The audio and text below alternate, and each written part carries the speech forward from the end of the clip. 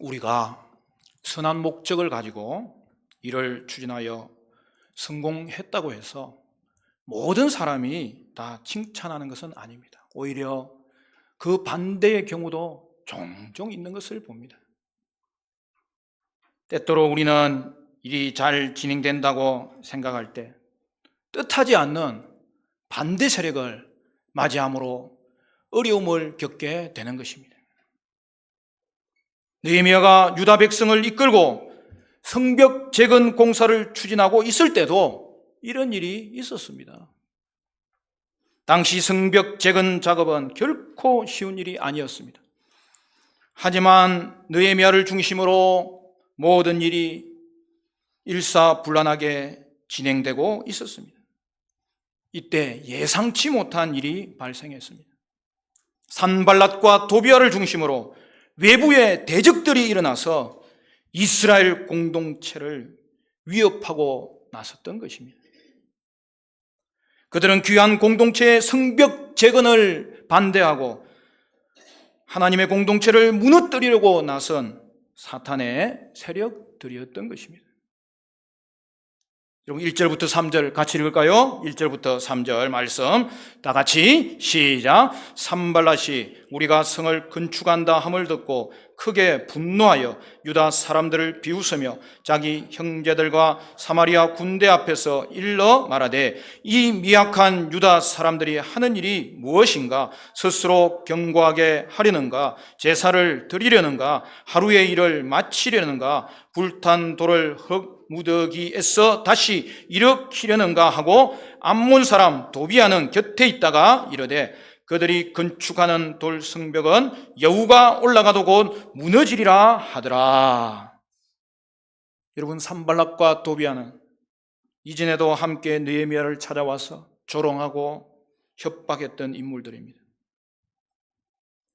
이들은 느헤미야가 수상궁에서 왕의 허락을 받아내며 하나님 앞에 받은 비전을 완수하기 위하여 기환 공동체들과 함께 예루살렘으로 나아가고 있을 때에 이 사마리아 지역을 넘어서는 순간 그곳에 총독이었던 산발랏과 그를 동조하는 도비아가 이들을 확인하고 심히 근심했던 것을 우리는 이미 알고 있습니다. 그리고 예루살렘에 도착한 느헤미야가 지도자들과 백성들을 만나 마음을 합하여 선한 일을 하기로 결정했을 때에 산발랏과 도비아와 게셈이 나타나서 그들을 업신여기고 비웃으며 위협했습니다. 이제 산발랏은 성벽 공사가 본격적으로 진행되어 이스라엘 공동체가 세워져 가는 것을 듣고 크게 분노하고 비웃고 군대를 동원하여 군사적인 시위를 하면서 위협을 가한 것입니다. 산발랏에 이어 암몬 사람 도비아가 그도 나서서 유다 사람들을 조롱하였던 것입니다. 그리고 오늘 본문에 나오는 대로 아라비아 사람, 암몬 사람, 아스돗 사람들도 대적들의 무리에 합류하였습니다. 이는 마치 예루살렘이 사방으로 포위된 형국이었습니다. 북쪽에는 산발랏의 사마리아가, 동쪽에는 도비아의 암몬이, 남쪽에는 아라비아가, 아스돗은 서쪽에 위치해 있었던 것입니다.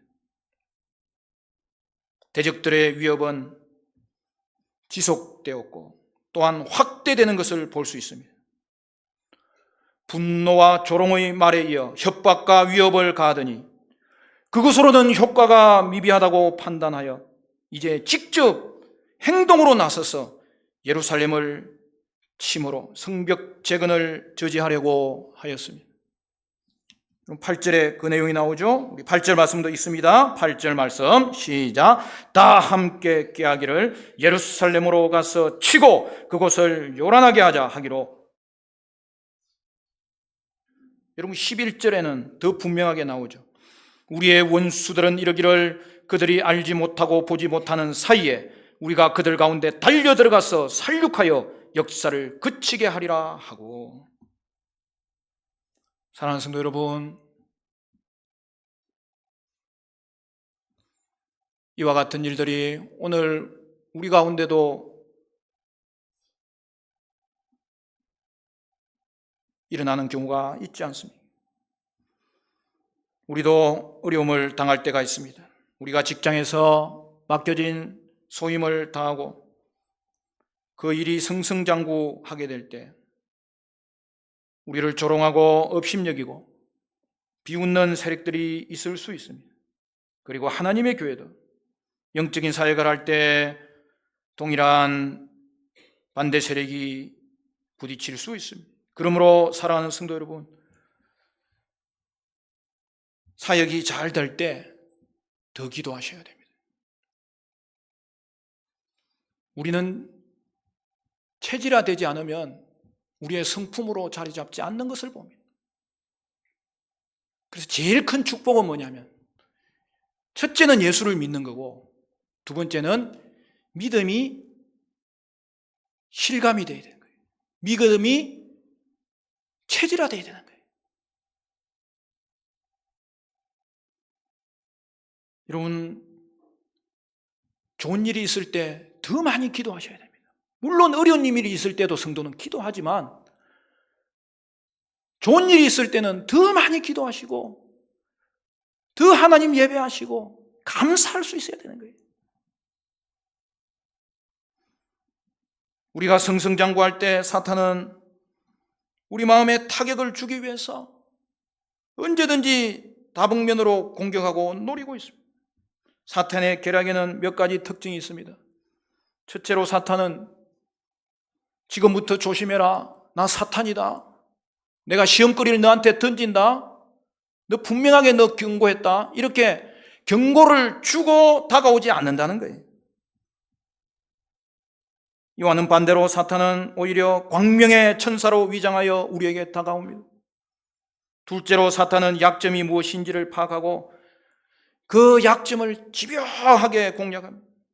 그렇기 때문에 자신의 힘만으로는 사탄을 이길 수 없어요. 우리는 사탄을 향하여 싸울 때에 하나님의 권세를 의지하고 하나님의 은혜를 의지하는 믿음이 필요합니다.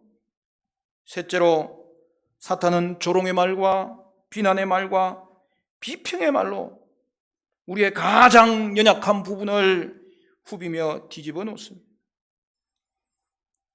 사랑하는 성도 여러분, 여러분은 생애 가운데 아니면 지금 가운데 어려움을 당하고 있는 것이 무엇입니까?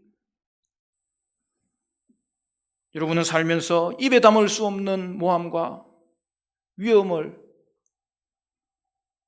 가하는 말들을 들어본 적이 있습니까? 그렇기 때문에 여러분, 우리는 사탄의 공격을 효과적으로 분쇄하기 위하여 어떻든 간에 서로에게 축복하는 말을 할 수 있어야 되는 것입니다. 축복의 은혜를 통해서 서로 격려할 때 우리는 사탄의 공격으로부터 자유할 수 있음을 명심해야 합니다. 우리 가정에서도 자녀나 부모나 축복의 말을 할 필요가 있습니다.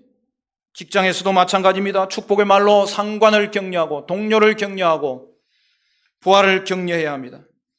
항상 장점을 보는 훈련을 할 수 있어서 칭찬과 격려와 축복의 말을 함으로써 나와 함께하는 사람들이 살맛이 나고 행복해지고 성장하는 모습을 여러분 보고 싶지 않으십니까?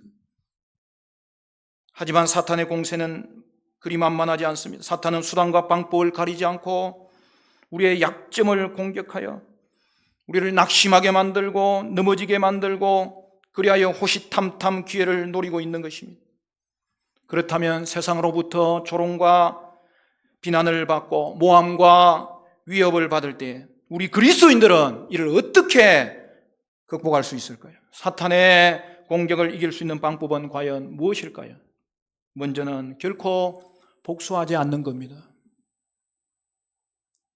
우리가 선한 의도로 일을 성공시켰다 하더라도 모든 사람이 다 그 일을 기뻐하는 것은 아닙니다. 우리를 칭찬하는 사람이 있는 반면 그렇지 않은 사람도 있기 마련입니다. 그래서 종종 상처받기가 쉬운데요. 그럴 때 우리는 반대하는 세력을 적대시하기도 합니다. 이러한 분노는 다시 10배, 20배의 강도로 증폭되어서 결국에는 상대방에게 복수하게 만듭니다. 여러분, 사람이 일단 복수하고자 하는 마음을 먹으면요, 온종일 상대방을 어떻게 공격할까 거기에만 고심하게 됩니다. 그러면 자기 자신이 마귀와 같은 사람이 되어버려요. 내가 예수를 믿어도 할 말은 하고 살아야지, 반드시 복수하고 말겠어라고 생각하는 것이 인간의 모습입니다. 그런데 이런 상황 속에서도 성도가 가져야 될 위대한 자세는 이것입니다. 어떠한 경우에도 복수하지 않겠다, 그렇게 고백하는 것입니다.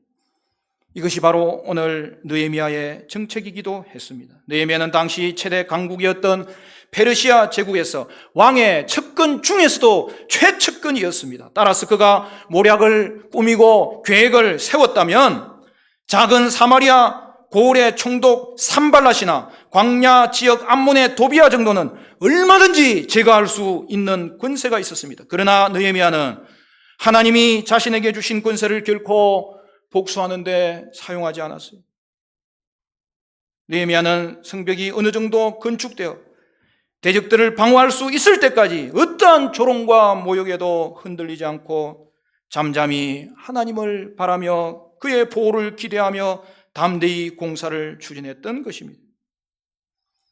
일단 복수하기 시작하면 우리도 똑같이 천박한 수준으로 전락하고 맙니다. 조롱과 비난을 당할 때 우리 그리스도인들이 가져야 할 첫 번째 정책은 나는 저들과 같이 조롱하거나 비난하지 않겠다, 그리고 결코 복수하지 않겠다고 결심해야 하는 것입니다. 그런데 우리가 이 수준에만 머물고 만다면 분노는 우리 속에서 결코 사라지지 않는 것을 보게 됩니다. 어떤 방법으로도 설명할 수 없는 이 분노가 우리 안에서 점차적으로 자라나게 됩니다. 이것이 유다 사람들의 문제였습니다. 여러분 10절에 보면은 뭐라고 기록되어 있습니까? 오늘 본문 10절 말씀을 보니까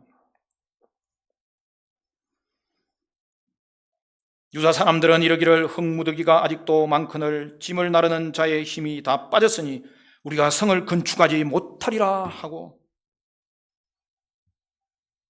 그렇게 힘을 이루어서 성벽이 재건되기 시작하였고 그것이 이제 중간 단계를 도착하였을 때 여러분 유다 사람들은 외부의 조롱과 저주로 인하여서 힘이 빠져버렸습니다.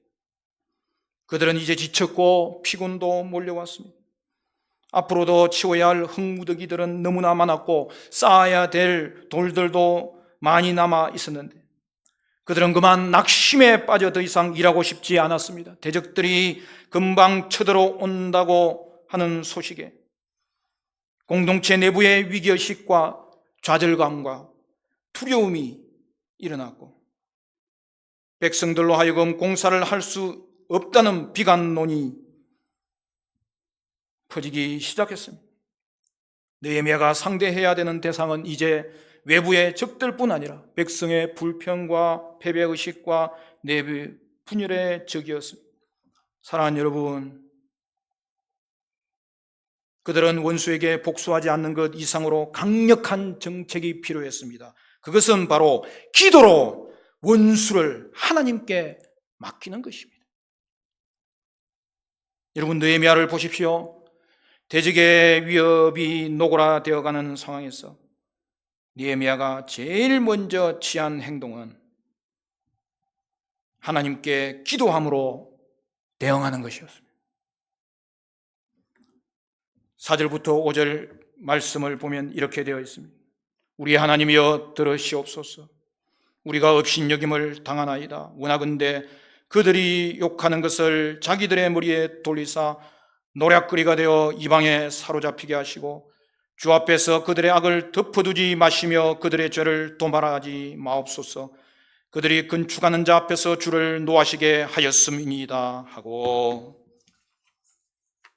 여러분 이는 느헤미야서에서 나오는 느헤미야의 세 번째 기도 장면입니다.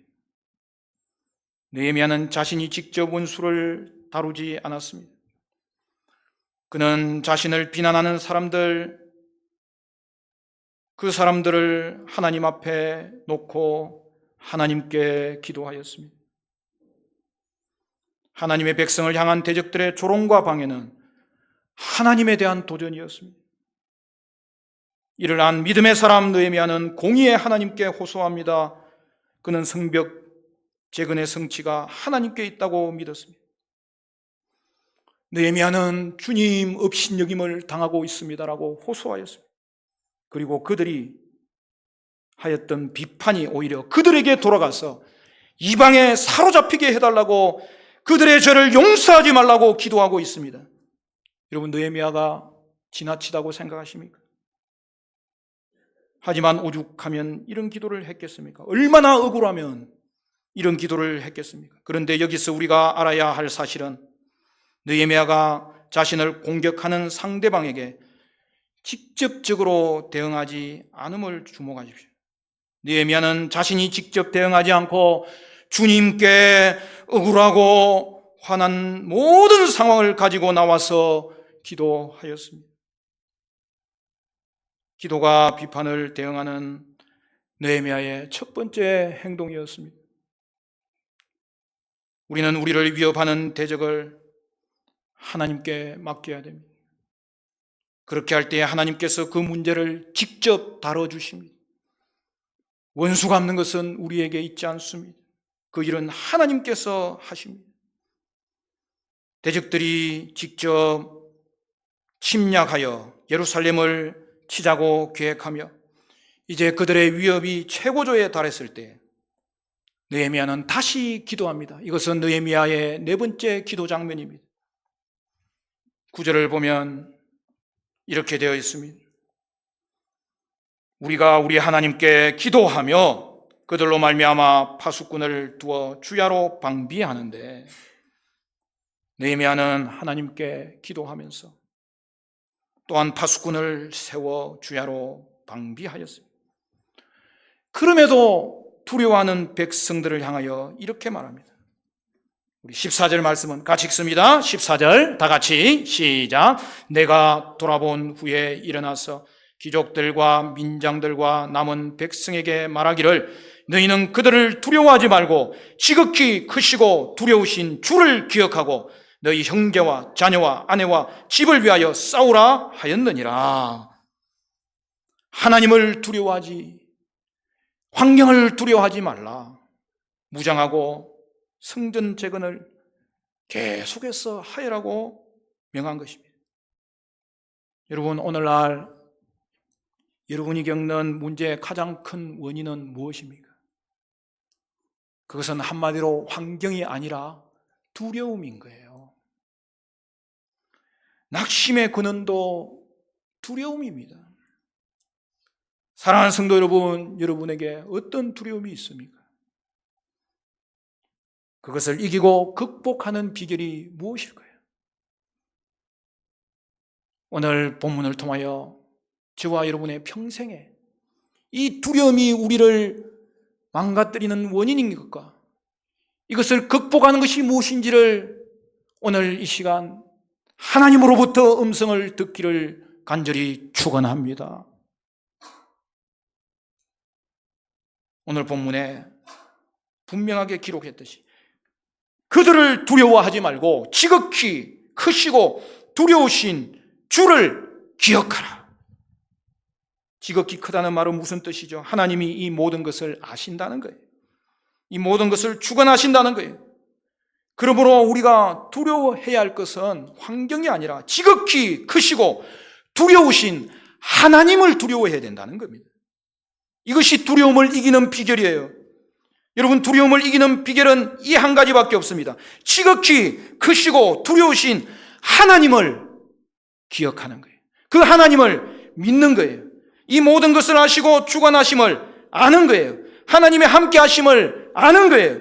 지극히 크고 두려우신 하나님이 이 모든 걸 알고 계시고 주관하고 계심을 기억하고 알고 믿는 자에게는 모든 두려움이 극복되고 사라지게 되는 것을 주님의 이름으로 간절히 믿으시기를 축원합니다. 이것만이 두려움을 이기는 길이에요. 그러므로 성도는 두려움을 이길 수 있습니다. 할렐루야! 하나님의 백성에게 낙심보다 더 큰 재앙이 있다면 하나님을 잊어버리는 거예요. 하나님을 잊어버리지 않는다면 우리는 언제라도 재기할 수 있어요. 그러나 하나님을 잊어버리면 모든 것을 잃게 됩니다. 사랑하는 성도 여러분, 우리가 두려워하는 이유는 다른 데 있지 않고 하나님을 기억하지 못하기 때문입니다. 아무리 사명감을 가지고 소명의 자리에서 최선을 다해도 비판을 지나치게 받고 그것이 계속되면 여러분 좌절하기가 쉽습니다. 이때 우리가 할 일이 무엇입니까? 지극히 크시고 두려우신 하나님을 기억하는 것입니다. 하나님을 바라보는 것입니다. 하나님이 함께 하심을 아는 것입니다. 하나님이 다스리심을 믿는 것입니다. 그것이 느헤미야가 한 일입니다. 혹시 억울하게 비판당하고 조롱받는 일이 있습니까? 그로 인하여 두려움에 사로잡혔습니까? 두려워하지 마시고 지극히 크시고 두려우신 하나님을 기억하십시오. 그러면 두려워하지 않을 수 있습니다. 포기하지 않을 수 있습니다. 낙심하지 않을 수 있습니다. 그리하여 복수하지 않을 수 있습니다. 하나님이 갚으실 것을 알기 때문입니다. 그래서 우리는 기도로 하나님께 맡길 수 있습니다.